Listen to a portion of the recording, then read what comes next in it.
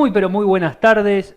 En otra emisión los saludo, soy el licenciado Pedro Salas en una nueva emisión de Psicooperativos TV, otra vez en nuestra casa Hora 60. Siempre importante para nosotros empezar a seguir interiorizando a la comunidad sobre los temas relacionados con la psicología, el psicoanálisis, la salud mental y sobre todo poder acercarnos verdaderamente a la comunidad. Una comunidad que siempre necesita que los psicólogos estemos cada vez más cerca, interpelando la realidad, ayudando a poder articular nuestra técnica con sus necesidades. Todavía han quedado resonando las palabras de la licenciada Zúcolo hablando del psicodiagnóstico de Roger de la semana pasada y con la posterior grabación del primer curso virtual de lo que es psicooperativos.com, nuestra plataforma online que la pueden encontrar y también lo pueden encontrar en Facebook, psicooperativos.com en Facebook. Bueno, en el día de hoy tenemos un día plagado de información en donde va a venir a hablarnos una colega con muchísima experiencia y recorrido en relación a las técnicas gráficas y las técnicas verbales y los diferentes tipos de psicotécnicos donde vamos a arrojar un poquito de luz en todo lo que tiene que ver con la selección de personal. Una semana muy álgida en todo lo relacionado con la psicología, la salud mental, muchísimas repercusiones en relación a los cierres por reestructuración del Estado provincial en relacionado a los centros de ludopatía específicamente que dependen de la Dirección de Lotería de Casinos. Pero bueno, seguimos esperando respuestas de las autoridades que aún no han respondido a este interés de la comunidad en general y particularmente de aquellas personas que sufren el flagelo de la ludopatía. Otro punto muy pero muy importante para nosotros a recalcar tiene que ver con la elección de autoridades en la Facultad de Psicología de la Universidad de Buenos Aires, donde a lo largo de este mes se llevarán a cabo lo que tiene que ver con las elecciones del claustro de graduados. Estamos trabajando fuertemente para ver si representantes de las diferentes 4 agrupaciones que se postulan al claustro de graduados pueden venir acá a dar una discusión para que aquellos votantes y aquellos alumnos y exalumnos puedan interiorizarse de cuáles son las propuestas. Durante la semana pasada hubo una sola lista que se postuló en relación a los profesores, a los docentes universitarios y por supuesto se resultó electa.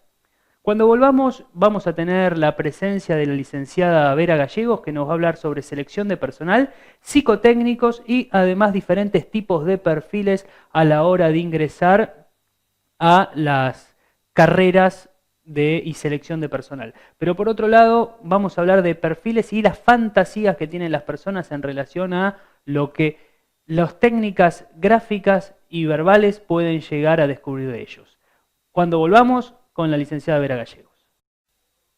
Segundo bloque en Psicooperativos TV. Esta vez tenemos la grata presencia de la licenciada Vera Gallegos que nos va a venir a hablar del proceso de selección de personal y varios subtemas que se desgranan de esa actividad.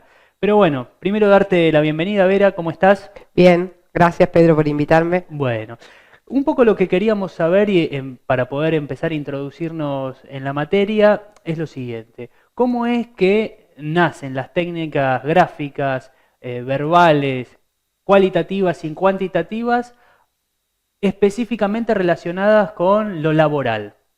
Bien, bueno, un poco, en realidad, las técnicas relacionadas con lo laboral terminan conformando lo que es un psicotécnico. Ajá. Que se desprende de lo que se llamaba o se llama psicodiagnóstico. Hay una diferencia entre un psicotécnico y un psicodiagnóstico porque el psicodiagnóstico se usa para lo clínico y el psicotécnico se usa para lo laboral, para las áreas laborales, para selección de personal. ¿Qué diferencias a grandes rasgos podemos decir para alguien que está comenzando en el ejercicio profesional entre lo que es un psicodiagnóstico y un psicotécnico? ¿Qué cosas vale la pena mirar y qué cosas no vale la pena mirar en un psicotécnico referencia a un psicodiagnóstico? Y bueno, en general en un psicotécnico lo que uno va a buscar son las potencialidades de la persona en relación al puesto, las fortalezas, la tolerancia a la frustración. En realidad todo eso está relacionado con el perfil del puesto al que la persona va a ingresar. Bien, me gustaría meterme de lleno que me comentes ¿cuáles son las diferentes técnicas que a vos te permiten poder evaluar estas aptitudes y estas cuestiones que seguramente muchas veces las empresas te solicitan, como la potencialidad, potencialidad en qué, la fortaleza, fortalezas en qué? Bueno, en realidad se arma una batería de técnicas. Primero es una entrevista en donde, bueno, se habla sobre el trabajo al que la persona se postula, el recorrido, el trayecto que la persona tiene, dónde trabajó, cuánto tiempo. Bueno, se hace como un estudio primero del currículum. A raíz de eso, después, bueno, uno evalúa qué batería o qué técnicas va a utilizar. En general, en el área laboral se utilizan algunas técnicas proyectivas, son gráficas, todo el mundo las conoce, el HTP, la casa, el árbol y la persona bajo la lluvia, y algunos test más profundos de personalidad, en casos por ahí a veces de puestos un poco más gerenciales, a veces se profundiza un poco más. Una pregunta de incauto nada más y para conocer tu opinión al respecto. ¿Por qué cuando hablamos de baterías casi siempre son obligados el HTP, la persona bajo la lluvia, quizás un Bender? ¿Por qué esas 2 o 3 técnicas están siempre? Bueno, son técnicas viejas, son técnicas que en general todo el mundo las conoce, pero arrojan muchísima información de la personalidad, más allá de que la persona pueda preguntar si hace el piso, si hace la lluvia, si hace el paraguas. Son técnicas que nos dan información básica de la personalidad, como para también descartar patologías severas cuando uno está hablando de un psicotécnico, ¿no? Entonces, lo primero que uno hace es descartar que la persona no tenga una patología de base severa. Después, apuntamos a todo lo que es potencialidades de la persona y orientada al puesto, ¿no? Siempre. Entonces, en el psicotécnico, lo principal es descartar patologías graves de base para poder seguir evaluando la personalidad y sus potencialidades. Vos decías que esas 3 técnicas, el HTP, Bender y persona bajo la lluvia, te dan mucha información sobre la persona. Puntualmente, ¿a qué tipo de información te referís?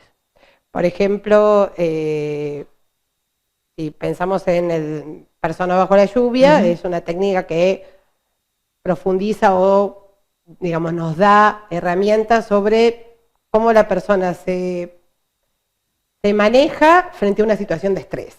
Entonces eso nos va a dar a nosotros, bueno, esta persona, de acuerdo a cómo dibujó y a lo que hizo, tiene más tolerancia o no a la presión, tiene más tolerancia o no al estrés, de acuerdo al puesto de trabajo también. Pero esa es una de esa técnica, por eso se utiliza mucho. Bueno, me parece importante esto también puntualmente enfocado a la comunidad en general, digamos, porque siempre está la pregunta recurrente y las fantasías que tienen las personas que hacen una técnica, y hay algo de este saber popular de desnudarse frente a un profesional y quizás es una fantasía mayor porque en realidad el profesional no está buscando algo, no es un psicodiagnóstico. Exacto. Pero en ese sentido me gustaría preguntarte lo siguiente. Independientemente de lo que dibuje o no dibuje y diga o no diga, ¿siempre sale la personalidad? Sí, lo que pasa es que nosotros cuando hacemos un psicotécnico no nos vamos a ahondar en los aspectos más internos de la persona. Vamos a buscar, si bien vamos a saber si tiene características por ahí más obsesivas o menos obsesivas, o lo que sea que sea más propio de la persona, nosotros vamos a enfocar y a volcar esa información orientada al puesto de trabajo. Por sobre todas las cosas. Digamos, no es que no nos importa, sino no vamos a poner el énfasis en la patología o en la personalidad de base, sí para orientarla al puesto, no porque si es obsesivo o no, o si es histérico o no, no. O sea que se toma en cuenta la personalidad en tanto y en cuanto sea útil a ese puesto laboral. Claro, y si no pensamos, esa persona, si no es adecuada para ese puesto, ¿para qué otro puesto podría ir? Bueno, muy interesante todo esto que comentás. Me gustaría, ya que estás en un lugar sensible y clave, preguntarte por la selección de personal. ¿Hay continuidad en la selección de personal y empleo? ¿No lo hay? Y en ese sentido, bueno, me gustaría escuchar tu opinión. Bueno, hubo en realidad hace muchos años, más de 10, era un boom las consultoras en relación que trabajaban haciendo búsquedas y selección de personal. Eso, con el tiempo, las consultoras empezaron como a bajar y las empresas se empezaron a tomar ellas o a tercerizar con psicólogos, con profesionales independientes, o hacer ellos las búsquedas y por ahí tercerizar solamente el psicotécnico. Yo creo que eso tiene que ver con, bueno, con achicar recursos y con, digamos, con no tener que pagar, no querer gastar tanto dinero, aunque a la vez, cada vez más necesitan de los psicotécnicos, cada vez más se necesita, entonces ahora se hacen grupales, se van buscando distintas maneras de... Me gustaría preguntarte sobre la importancia de los psicólogos en el área laboral, pero eso te lo voy a preguntar en el próximo bloque. Bueno. Tercer bloque en Psicooperativos TV, seguimos con la presencia de la licenciada Vera Gallegos, que había quedado flotando una pregunta en relación a la importancia del psicólogo en la institución y sobre todo en ámbitos laborales. Vos decís que hay un achicamiento muchas veces de las empresas, pero que necesitan al psicólogo. ¿En qué lo ves puntualmente? Y en realidad que necesitan el psicólogo y que necesitan los psicotécnicos, ¿no? Se ve mucho en, digamos, que las empresas quieren reasegurarse un poco que los candidatos o los postulantes que vayan a ingresar a su empresa estén en condiciones psíquicas o saludables, digamos, para el puesto. Y por otro lado, también, en relación a todo lo que es clima laboral y todo dentro de las empresas, también muchas veces se solicita la presencia de los psicólogos para que hagan un análisis institucional de clima, digamos, en relación a cómo están los empleados. Digamos, tiene como las dos vertientes. Hablábamos de selección de personal y quedó flotando el tema de los perfiles. Diferentes tipos de perfiles que imagino que dentro de las diferentes selecciones se solicitan diferentes perfiles y eso requiere de distintas o la misma batería para poder seleccionar eso. Buena pregunta. En general, distintas. ¿Por qué? Porque el psicólogo lo que hace es adecuar la batería de técnicas en relación al perfil que le están pidiendo. Por ejemplo, si es para un puesto gerencial, uno en general toma una batería de test más extensa, porque lo que tiene que buscar son mayores, digamos, aptitudes. Por ejemplo, en un puesto gerencial, buscar liderazgo, tolerancia a la frustración, es decir, capacidad de, digamos, de poder consensuar. ¿Y qué técnicas te pueden dar los parámetros para ese tipo de aptitudes en los perfiles? Bueno, para esos perfiles sí se toman, aparte de las técnicas que hablábamos antes, que son los test gráficos, pero hay técnicas de personalidad más profunda como el Rogers o el Sulliger. Ahí sí, también hay otros profesionales que toman el MMPI, que es un test que son de 500 preguntas, que son técnicas que ahondan más en la personalidad y, como te decía antes, para un perfil gerencial o un puesto de esa índole lo tomamos. Tal vez por ahí para un puesto de operario en una empresa tomamos otro tipo de técnicas. Por ejemplo, la misma base, que sería el HTP, digamos, la casa, el árbol, la persona bajo la lluvia, y ahí tomamos, por ejemplo, uno de atención y concentración. ¿Por qué? Porque si va a estar trabajando en una fábrica y va a tener que prestar atención para etiquetar, digamos, no sé, esmaltes durante 8 horas, bueno, va a requerir de atención. Lo que no quiere decir que un gerente no, pero sí vamos a poner el énfasis en esa pregunta. actitud. Vos mencionabas en perfiles quizás llamados gerenciales, dos técnicas que son totalmente disímiles como el MPI y el Rogers. ¿Qué te permite, qué te da, qué datos e información relevante te da el MPI y qué te da el Rogers puntualmente a la hora de evaluar un perfil dirigencial? Bueno, por ejemplo, con el Roger uno puede ver si la persona tiene capacidad para tener una visión global, ¿no? Nosotros, un perfil gerencial va a necesitar una persona que pueda ver toda la empresa, ¿no? Que tenga una capacidad. Una mirada estratégica. Claro. Y si, por ejemplo, la persona es detallista, puntillosa y se queda en los detalles, por ahí no va a ser tan acorde para ese puesto. También podemos ver las aspiraciones que tiene la persona. ¿Cómo se ve eso? Y bueno, eso lo ves en el tipo de respuestas que da en el Roger y en los resultados que arroja el Roger, ¿no? Las respuestas más globales hablan de este pensamiento abarcativo, poder pensar a mediano y a largo plazo. Esto, por ejemplo, en el Roger. El MMPI te da distintos perfiles también. El MMPI es más estructurado, pero también da, digamos, se usa, el que no toma Roger muchas veces toma MMPI, es más estructurado, pero también da esta capacidad de planificación, da, qué sé yo, índice de psicopatía, da simulación, da determinadas cuestiones que al psicólogo le permite herramientas para ver si va para el puesto o no. Tengo una pregunta en relación a la formación y la capacitación de los psicólogos. Digamos, vemos que hay muchísima actividad relacionada con la capacitación y formación en Roger, no tanto, o al menos no es tan conocido lo que tiene que ver con el MMPI. ¿Por qué pensás que se da eso? Porque son distintos. En realidad hay capacitación en MMPI, lo que pasa es que es un test psicométrico.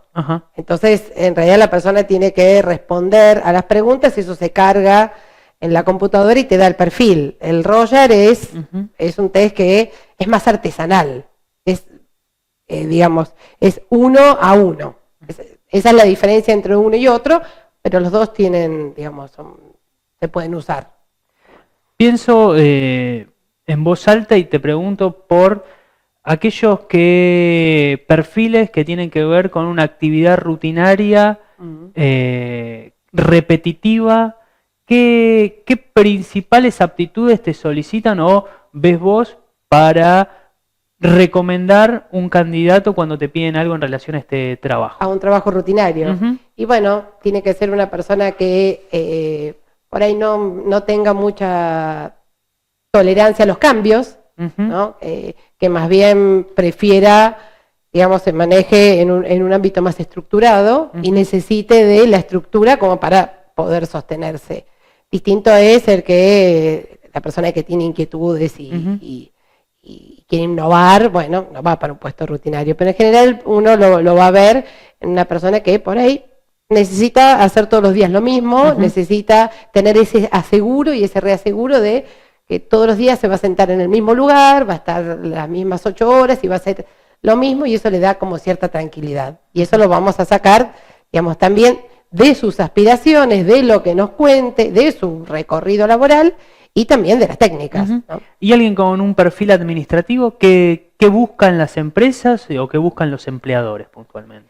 Depende, ¿no? Si es un administrativo con atención al público, bueno, la empresa te va a pedir a alguien que tenga más empatía, que se pueda relacionar con los demás, si es alguien que va a estar detrás. Muy interesante este punto.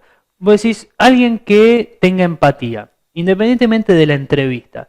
Hay dentro de las baterías de técnicas que vos utilizás, ¿hay alguna técnica o alguna lámina puntual de que te diga, bueno, esto me permite a mí darme cuenta que esta persona es empática? Sí.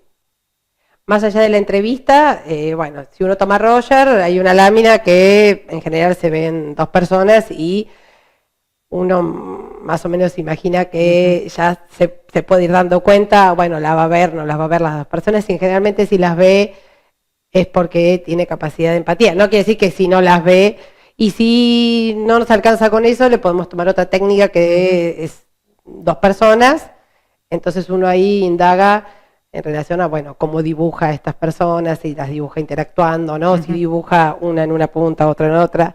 Es decir, tenemos elementos para poder, más allá de la entrevista, darnos cuenta si la persona no nos está diciendo, digamos, todo. Para el próximo bloque me gustaría consultarte respecto a las fantasías que tienen las personas cuando sienten que están explorando más allá de lo que ellos les gustaría. Pero eso para el próximo bloque. Bueno. En otro bloque en Psicooperativos TV seguimos con la presencia de la licenciada Vera Gallegos y hablando de qué le pasa a las personas cuando le toman una técnica y muchas veces quedan en ese sentido quizás un poco movilizados por todo lo que representa una técnica. ¿Cuáles son las principales fantasías, a tu entender, que tiene una persona cuando llega quizás a la última etapa del proceso psicotécnico y tienen que hacerle el psicotécnico? Bueno, en general sí, es por ser lo último del proceso de selección, la persona viene con la fantasía de que, bueno, la decisión la tomamos los psicólogos de si va a entrar o no va a entrar al trabajo. Una de las cosas que yo siempre hago hincapié es, primero, en que no es un psicodiagnóstico, les digo. No voy a buscarte cuál es tu conflicto interno, sino que vamos a buscar las potencialidades. La gente, bueno, en general tiene la fantasía de que ahí este es el filtro. Y en realidad no es el filtro, digamos, está al final porque ya pasó por un montón de etapas que fue sorteando y fue sorteando, digamos, felizmente. No es que llega el psicotécnico y entonces, lo vamos a bochar. No, justamente si sorteó todas las etapas, probablemente el psicotécnico sea una más. Y a tu entender, ¿por qué el psicotécnico al final? Yo no lo haría al final, en realidad, porque tiene esta carga, ¿no? Tiene la carga de que opere a veces de filtro. Y en realidad se podría hacer en la mitad del proceso también, y tal vez hasta incluso sería mejor porque podría orientarse a la persona hacia otro puesto si no tiene el perfil para ese puesto. Al estar al final, va o no va el perfil, más allá de que ya pasó por otras etapas, ¿no? Pero si da la mala suerte de que sorteó felizmente todas las etapas y en el psicotécnico por alguna razón, digamos, no da con el perfil, y bueno, se le dice que no. Ahora, si esto fuera, si hiciera en la mitad del proceso, se podría orientar a la persona hacia otro puesto de trabajo en el cual sí le da el perfil. ¿Y cómo vivencia una persona que quizás con muchísimas expectativas fue atravesando etapas que, como vos bien decías, de una manera adecuada la fue pasando y después esta cuestión de, bueno, nada? Y es frustrante. En general, se supone que no se le las empresas en general sugieren a los psicólogos no dar una devolución. En realidad los psicotécnicos no están ni bien ni mal. En realidad se adecúan o no al puesto. Entonces yo siempre trato de darles una devolución de, bueno, si yo creo que no va a ir para el puesto, por ahí no decirle, pero decirle, bueno, vos por ahí tenés una orientación más hacia un puesto más rutinario o hacia un puesto más fijo que a algo en donde tenés que salir a la calle y vender, ¿no? Vamos a un punto que me parece totalmente interesante. ¿Cuántas, en porcentaje, así hablando, digamos, a grosso modo, cuántas personas ves que quizás postulan a un puesto donde no tienen las aptitudes dadas?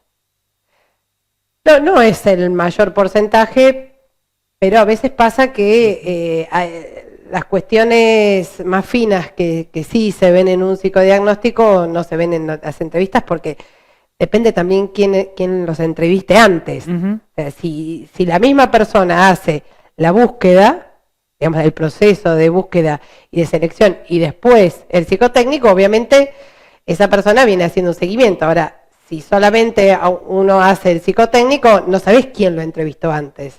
Entonces puede ser que lo haya entrevistado a alguien que no, digamos, que no está relacionado con el ámbito de la psicología y no ve las cosas que nosotros podemos ver o escuchar. A tu entender y con tu expertise profesional, ¿qué recomendás? ¿Que la selección, el proceso de selección de personal sea hecho por una sola persona o un grupo de personas o que tenga, digamos, a diferentes actores independientes entre sí? Yo creo que tiene que ser un equipo, Ujú. pero un mismo equipo. Es decir, si yo le tomo las primeras entrevistas, no le voy a tomar el psicotécnico, Ujú. porque por ahí ya estoy como más embebida de lo que escuché.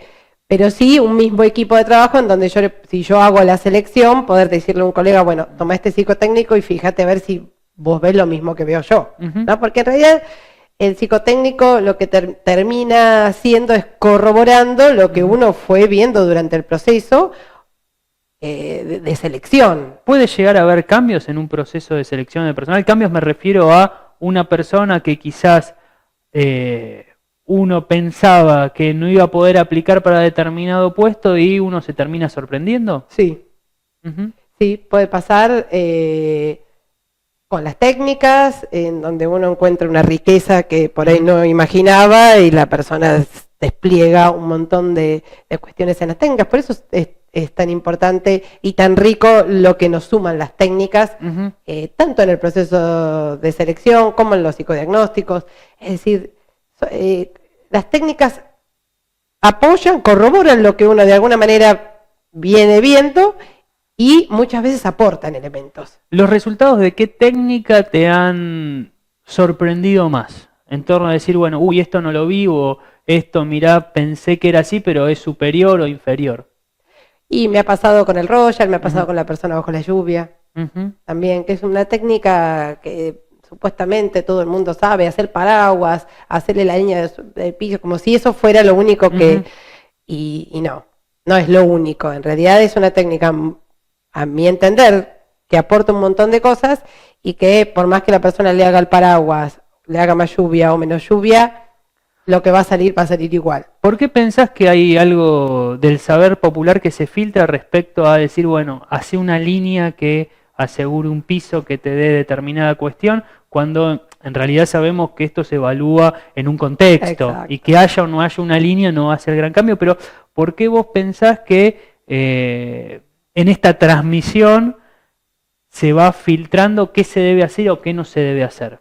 Yo creo que es una fantasía de pequeñas cosas que fue recolectando la gente, de dichos que le dicen otros, ¿no? Entonces, bueno, uy, hacer el piso, uy, ay, no te olvides de hacerle el paraguas, uy, yo me olvidé el paraguas, uy, entonces me van a bochar. No es así. En realidad, o hacerle la chimenea a la casa, o hacerle, uy, le hice el humo, uy, entonces voy a tener un problema. No. A tu entender, en el test de persona bajo la lluvia, ¿cuánto es el dibujo en sí y cuánto es la historia? Y las dos cosas.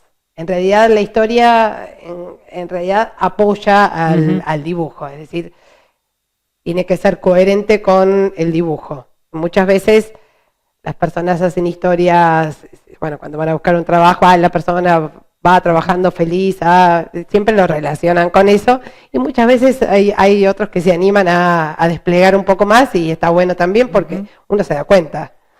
¿Podríamos hacer, y ahora pensando en voz alta, algún tipo de ranking o cuestiones dichas con mayor frecuencia respecto a estas fantasías que tienen las personas en relación a los psicotécnicos? Bueno, muchísimas gracias por haber estado, siempre un gusto y te esperamos la próxima. Gracias. Damos por finalizada el capítulo de hoy de Psicooperativos. Esperamos que les haya gustado mucho y los esperamos la próxima. Hasta luego.